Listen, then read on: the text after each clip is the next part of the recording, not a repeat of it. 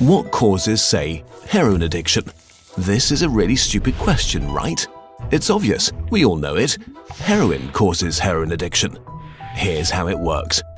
If you use heroin for 20 days, by day 21, your body would physically crave the drug ferociously because there are chemical hooks in the drug. That's what addiction means. But there's a catch. Almost everything we think we know about addiction is wrong.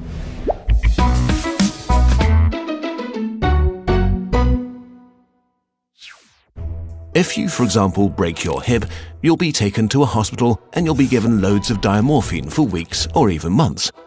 Diamorphine is heroin. It's in fact much stronger heroin than any addict can get on the street because it's not contaminated by all the stuff drug dealers dilute it with. There are people near you being given loads of deluxe heroin in hospitals right now, so at least some of them should become addicts. But this has been closely studied. It doesn't happen.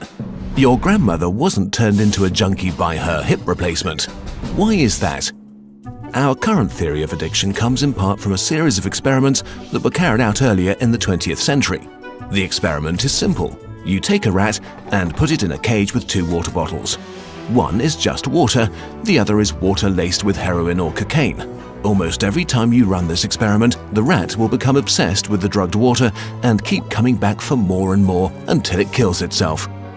But in the 1970s, Bruce Alexander, a professor of psychology, noticed something odd about this experiment. The rat is put in the cage all alone. It has nothing to do but take the drugs. What would happen, he wondered, if we tried this differently? So he built Rat Park, which is basically heaven for rats. It's a lush cage where the rats would have colored balls, tunnels to scamper down, plenty of friends to play with, and they could have loads of sex, everything a rat about town could want. And they would have the drugged water and the normal water bottles. But here's the fascinating thing. In Rat Park, rats hardly ever use the drugged water. None of them ever use it compulsively.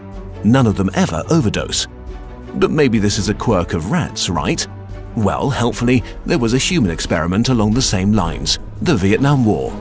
20% of American troops in Vietnam were using a lot of heroin.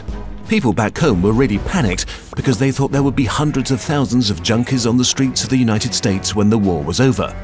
But a study followed the soldiers home and found something striking. They didn't go to rehab. They didn't even go into withdrawal. 95% of them just stopped after they got home. If you believe the old theory of addiction, that makes no sense. But if you believe Professor Alexander's theory, it makes perfect sense. Because if you're put into a horrific jungle in a foreign country where you don't want to be, and you could be forced to kill or die at any moment, doing heroin is a great way to spend your time.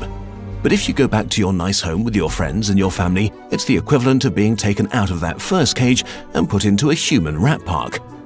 It's not the chemicals, it's your cage. We need to think about addiction differently. Human beings have an innate need to bond and connect. When we are happy and healthy, we will bond with the people around us. But when we can't, because we're traumatized, isolated or beaten down by life, we will bond with something that gives us some sense of relief.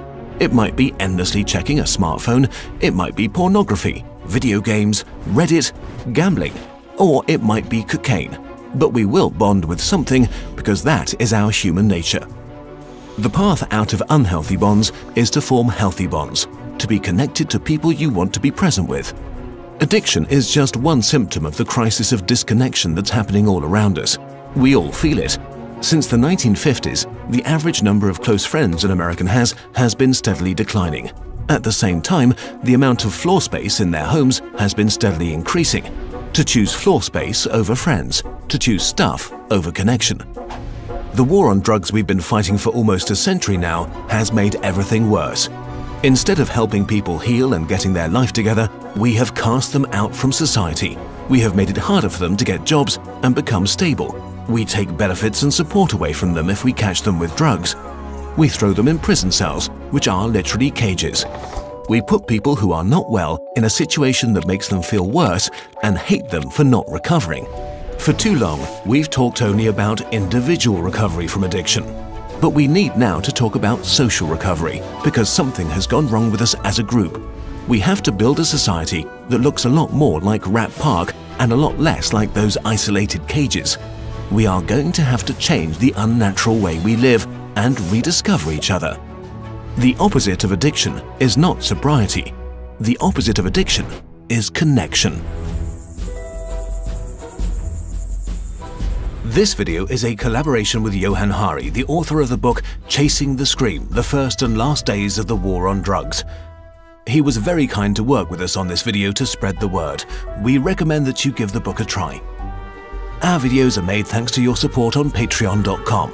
If you want to help us make more of them, we really appreciate your support. We made an interactive version of this video together with some friends. See the link in the description.